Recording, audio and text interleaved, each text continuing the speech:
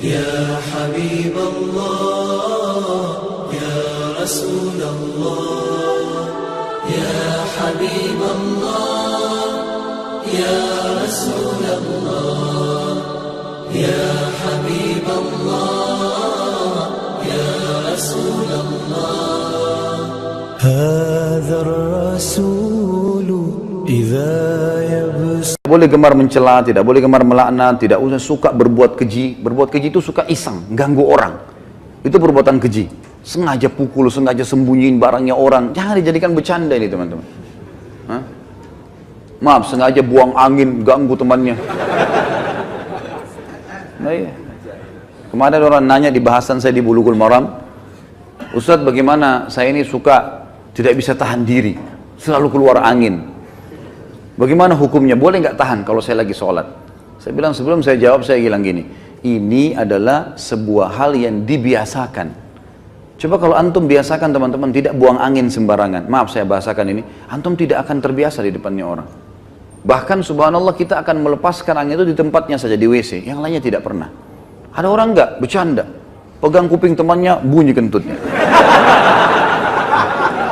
Oh iya, bercanda dia mau buat temannya ketawa.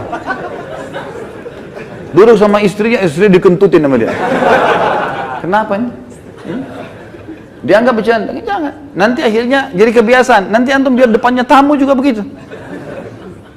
Jadi nggak bisa tahan, gitu kan? Saya pernah menghadiri mengunjung rumah orang gitu. Jadi tuan rumahnya duduk sambil ngobrol sambil kentut gitu. Saya duduk di situ, entah ya, bagi saya sesuatu yang aneh. Kenapa harus ada ini? Kan subhanallah secara fitrah ada hal-hal yang Allah buat kita tidak suka itu.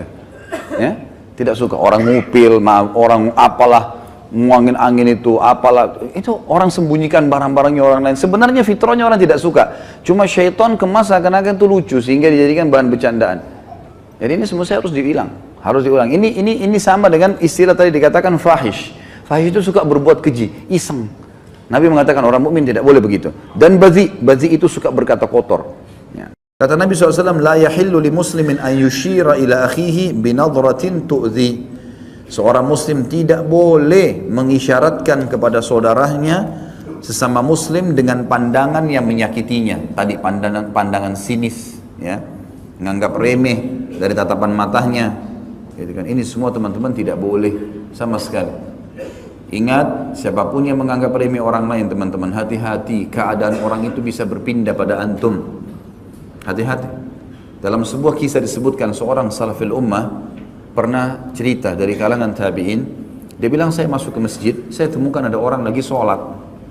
Dan orang itu khusyuk sekali sholatnya di pojok masjid. Sujudnya, rukunya, bacaannya, luar biasa.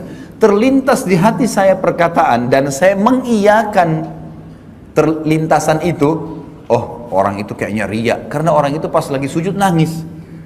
Lalu terlintas dia bilang di hati saya mengatakan orang ini kayaknya riya. Dia bilang gara-gara perkataan itu Allah mengharamkan saya menangis sebulan. Padahal orang ini tadinya suka nangis karena Allah. Dia bilang hanya terlintas di hati saya begitu dan saya mengiyakan, maka akhirnya saya terharamkan dari menangis sebulan. Kalau masih ingat statement Umar bin radhiyallahu anhu yang berkata, saya khawatir kalau melihat seorang wanita hamil lewat di hadapanku, lalu aku berkata, ih besar ya perutnya, maka Allah membuat aku hamil. Statement ini mungkin sedikit ada seakan-akan lucu, tapi sebenarnya ini statement keimanan, di mana Umar mengatakan khawatir kalau ada penganggap remeh terhadap seorang muslim yang lain, sudah cukup Allah pindahkan masalah itu. Banyak di antara salaful ummah mengatakan, tidak ada seseorang yang menganggap remeh orang lain, bahkan itu terjadi pada musuh sekalipun, kecuali Allah subhanahu wa ta'ala akan membalik keadaan. Kisah perang Hunain, Nabi SAW ada pasukan muslimin di atas 10.000 orang, lebih besar daripada pasukan kafir. Pertama kali pasukan muslim lebih banyak daripada pasukan kafir. Muncul di diri beberapa sahabat nganggap remeh, oh musuh gampang kita kalahin. Maka yang terjadi muslimin dikalahkan. Pada saat itu, di awal peperangan dikalahkan. Makanya Nabi SAW membaca doa, minta dilindungi dari syamatatil a'da. Syamatatil a'da, syamata adalah menganggap remeh orang lain. A'da musuh. Nggak boleh kita anggap remeh teman-teman sekalian. Walaupun itu musuh kita. Apalagi kalau cuma saingan kerja, Apalagi cuma sekedar saingan di komplek, saingan di yayasan, saingan di masjid. Apa urusannya? Apa hubungannya kita menganggap remeh orang lain? Itu hukumnya haram, tidak dibolehkan. Ingat, menganggap remeh orang lain bisa pindah keadaannya ke kita. Dan itu banyak sekali contoh-contoh berhubungan dengan masalah ini. Maka merendahlah teman-teman sekalian. Makin merendah, kata Nabi SAW, man tawadha'a lillah rafa'ahu Allah. Siapa yang makin merendah di jalan Allah, Allah akan tinggikan derajatnya. Jadi kita harus jagain. Kita harus jagain. Orang yang sibuk mencontohkan aib orang lain dengan perilakunya. Temannya pincang dicontohkan jalannya, temannya cadel dicontohkan jalannya. Apa saja kekurangan dari fisik seseorang di depan matanya, maka dia jadikan sebagai bahan-bahan olokan. Sekali lagi Allah mengatakan wailun, kecelakaan, kehancuran, kebinasaan, lembah di api neraka untuk semua tidak terkecuali kelompok yang sibuk menceritakan orang lain dengan lisannya, menjatuhkan mereka, menghina mereka, atau mereka mencontohkan aib orang lain dengan perilakunya. Orang mukmin secara umum yang dihasankan hadisnya oleh Imam Tirmidzi dilarang juga menjadi orang yang suka melaknat, menyalah-nyalahkan, berkata-kata buruk, menyakiti orang lain, sebagaimana sabda beliau sallallahu alaihi wasallam, "Laisal mu'minu bit-ta'an walal la'an walal fahish walal badhi." Bukanlah seorang mukmin yang sejati orang yang suka mencelah, yang gemar melaknat, yang suka berbuat keji dan suka berkata kotor atau menyakiti orang lain. Itu orang mukmin tidak usah. Bahkan saya sudah pernah ajarkan teman-teman, kalau kita diajak ribut, diajak bertengkar, wa idza khatabahumul jahiluna qalu salama. Kamu begini, kamu begitu. Sudahlah, tinggalkan saja. Enggak usah ikut-ikutan. Karena dua orang yang bertengkar, dua-duanya jadi jelek mukanya. Kenapa antum mau ikut-ikutan jadi jelek seperti dia? Karena kita manusia, ada emosi. Kalau lagi bertengkar dengan orang, enggak usah baca WA-nya, enggak usah baca SMS-nya. Enggak usah dilihat. Baca Al-Quran, berzikir kepada Allah, doain supaya dapat hidayah. Belum lihat, mungkin dia marah. Semoga Allah kasih hidayah. Selesai. Insya Allah Allah kasih kebaikan itu. Nanti Allah perbaiki. Gitu. Daripada ikut-ikutan. Ya. Karena dia buruk, kita buruk. Dia melaknat, kita bisa melaknat. Dua-duanya hanya kena keburukan. Dan kata Nabi SAW, kalau dua orang sedang bertengkar, maka laknat Allah turun kepada yang memulainya. Siapa yang memulai pertengkaran, dia yang dilaknat sama Allah. Jadi kalau laknat dari Allah melalui malaikat adalah diangkat berkah hidupnya. Kalau laknat kita, manusia kita mengucapkan, berarti kita berharap keburukan buat diri kita atau orang lain. Kalau dari malaikat, dari Allah itu diangkat berkah hidupnya. Kalau dua orang bertengkar, maka laknat Allah turun kepada orang yang memulainya.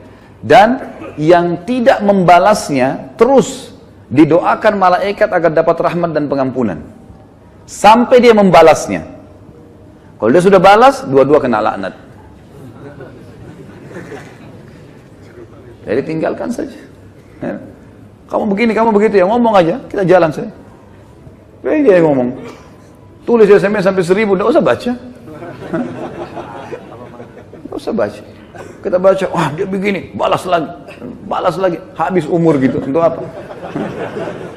Kita kalau balas SMS, balas WA begitu bertengkar itu sudah bisa satu surah Al-Quran dibaca. Satu huruf 10 pahala. Benar nggak? Amalin ya. Jangan cuma bener-bener tapi.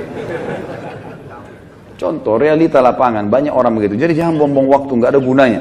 Orang mukmin itu tidak suka mencela. Memang tidak gemar, dia tidak mau. Nggak usah ribut-ributan. Kita jelaskan pada saat perlu. Kalau ada pun orang teman-teman, ada dosa besar nanti yang kita bahas, masalah tidak boleh berdebat. Kalau hal-hal yang kita anggap perlu berdebat, menjelaskan argumentasi dan ada manfaat, sampaikan. Gak ada manfaat, gak usah. Kalau diajak dialog, kemudian kita nanti jelaskan juga sama saja, gak ada perubahan, dan kita tahu ini sebenarnya salah, untuk apa kita berdebat? Gak ada gunanya kan? Gak ada gunanya.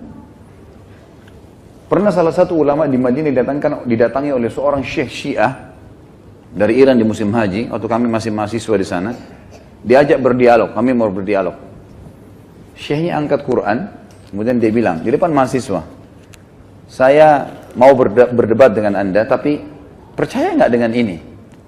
Quran ini, diangkat Quran. Percaya nggak? Quran ini Quran ahli sunnah, 30 juz. Qurannya mereka 49. Kata dia, tidak, saya tidak percaya. Kata Syekh, saya tidak mau berdebat.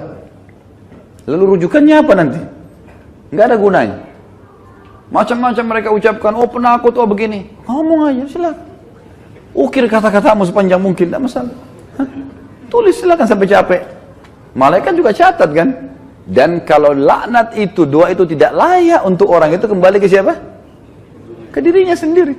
Kamu bodoh, kamu begini. Dia sedang bilang, ya Allah jadikan saya bodoh, ya Allah jadikan saya begini, jadikan saya sial. Na'udzubillah.